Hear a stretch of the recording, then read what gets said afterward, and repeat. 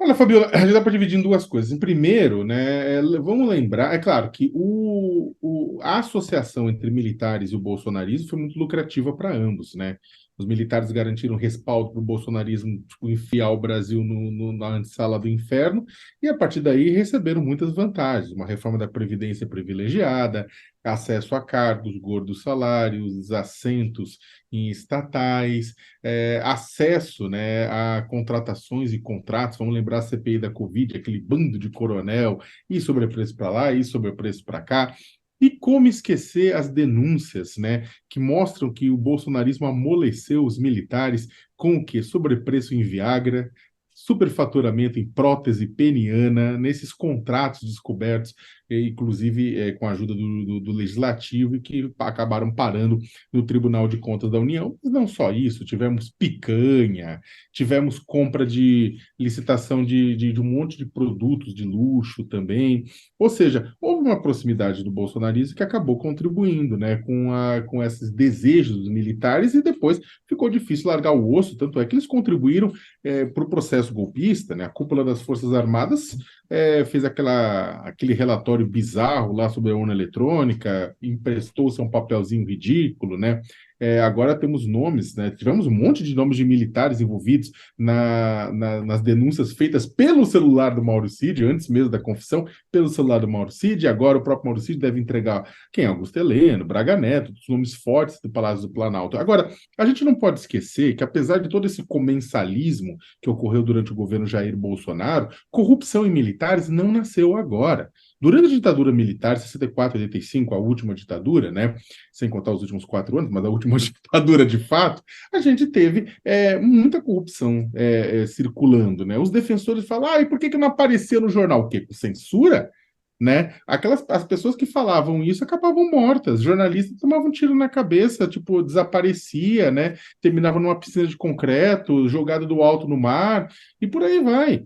Então, o que aconteceu? Aconteceu muita corrupção durante a ditadura militar, depois o pessoal foi descobrindo, porque esses processos de corrupção se mantiveram. Então, o que acontece? Não estou falando que as Forças Armadas, como instituição, são inteiras corruptas, mas é a corrupção lá dentro. E quando essas Forças Armadas chegam a instâncias de poder, elas acabaram também demonstrando corrupção, que foi o que aconteceu no Rio de Janeiro, intervenção militar, Michel Temer, 2018, jogos militares para intervirem e comandarem a segurança pública do Rio de Janeiro. O que acontece? Fraude nos coletes, as suspeitas aí colocadas em cima da mesa. E isso para não falar dos outros problemas, que vamos lembrar que sob essa intervenção militar, todo mundo, nossa, o exército agora está comandando. O exército não é treinado para fazer esse tipo de coisa dentro do país, é treinado para guerra. Vamos lá. O que aconteceu? Sob a intervenção militar, a gente teve postos de controle, sob a intervenção militar do Braga Neto no Rio, tivemos postos de controle instalados em entradas e saídas de favela para fotografar e registrar nome de moradores. Olha que absurdo, os próprios cidadãos do Brasil.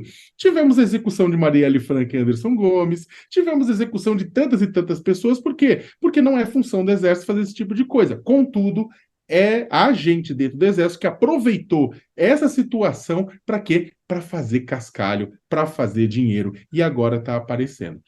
Para terminar, Fabiola, tudo isso depende do quê? Depende da responsabilização dos envolvidos. Da mesma forma que o CID precisa ser responsabilizado e precisa indicar os outros militares para serem responsabilizados e depurar a fileira do Exército e depurar a fileira da Marinha e da Aeronáutica, neste caso agora também precisa ser depurado, precisa até o fim. Mas Braga Neto estão fazendo isso porque ele quer ser prefeito do Rio de Janeiro, ele vai se candidatar horas. Se ele tem um BO para resolver, que responda ao BO. Cadê a honra? Ô Sakamoto, uma questão que vem é que, por exemplo, essa quebra de sigilo, ela pode, de repente, ir além, porque Braga Neto, como você mesmo disse, está envolvido em uma série de questões, né? E alvo dessas investigações que estão em andamento ainda. Quando se fala da quebra de sigilo bancário dele, quando se fala da quebra de sigilo telefônico, pode, de repente, a Polícia Federal avançar em outras frentes de investigação que vão além desses coletes balísticos? Olha, se houver a demanda, se houver a solicitação interna da Polícia Federal e se houver autorização do Alexandre de Moraes e outras pessoas envolvidas, os outros ministros envolvidos nesse processo, eu não sei quem é que está cuidando do caso desse caso, quem vai cuidar da casa especialmente, né? Mas eu não vejo problema, né? Eu não vejo que não haveria nenhum pedido desse tipo. Você só vê autorização, não pode ser feito coisas de antemão. Agora, dito isso, vamos ser sinceros.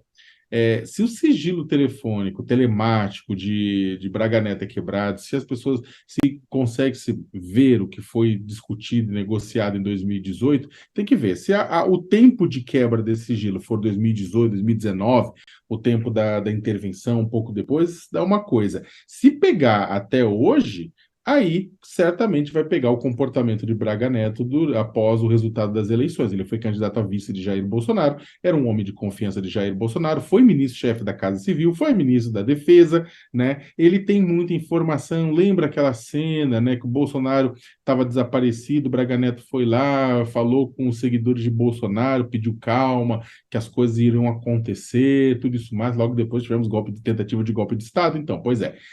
Isso é claro, se o período de quebra desse pedido, né, foi até o final do ano passado, começo desse ano, o Braga Neto pode encrencar muita gente e se encrencar também.